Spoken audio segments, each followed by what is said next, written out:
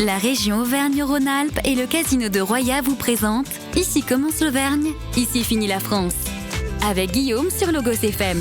Parce que l'intelligence artificielle est désormais partout, il n'y avait pas de raison qu'elle ne s'invite pas au cœur même de nos poubelles. C'est le cas du côté de l'agglomération de Riom, ou plutôt avec le SBA, le syndicat du bois de l'Aumône, qui désormais, depuis quelques mois, a mis en place, ou du moins est en train de tester l'intelligence artificielle pour révolutionner la collecte des déchets, notamment ceux qui se recyclent. Le principe est très simple. C'est une petite caméra qui est placée à l'intérieur du camion qui scanne finalement le contenu de la poubelle qui est rejetée au sein du camion et qui arrive, grâce à l'intelligence artificielle, à détecter si dans cette poubelle jaune, il y a les bons déchets à recycler.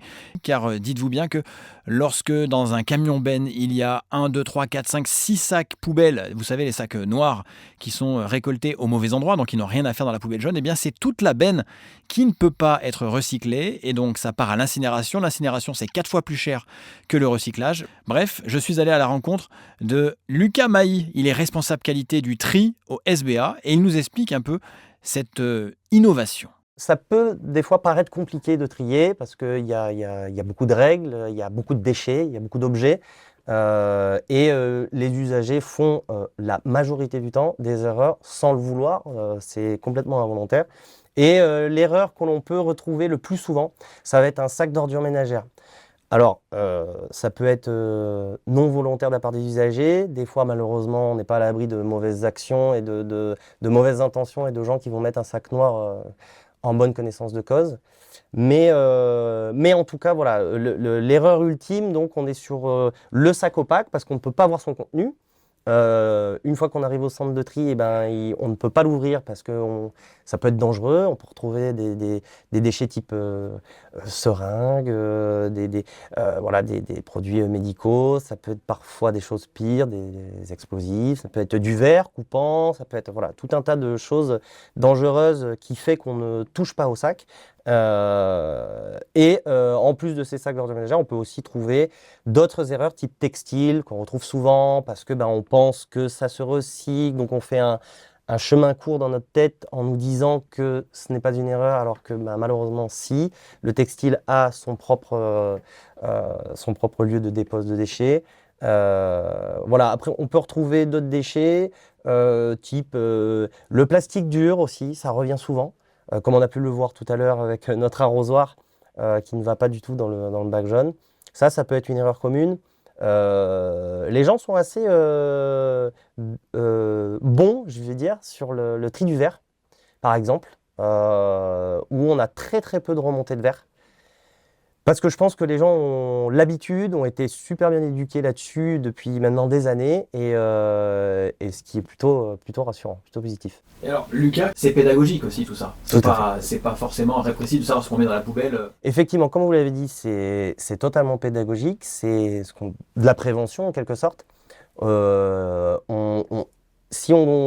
objectif, c'est si on repère une erreur, on va essayer de contacter l'usager pour l'informer, lui dire qu'il a fait une erreur, sans le sanctionner. Le but, c'est pas de punir qui que ce soit, mais plus de l'accompagner dans les gestes du tri, dans les gestes du quotidien finalement, parce que tous les jours, on peut être amené à aller à notre poubelle, et de lui apprendre en fait.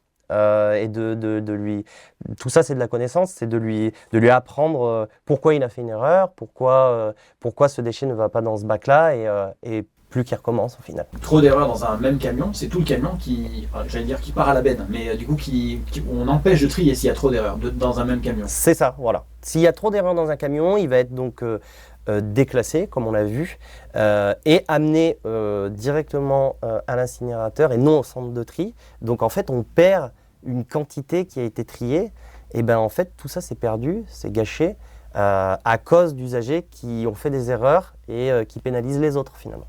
Et incinérer, c'est 4 fois plus cher que trier. Effectivement, ouais, ça coûte très très cher à la collectivité et ça coûte très cher de manière générale. Donc c'est pour ça c'est très important, s'il vous plaît.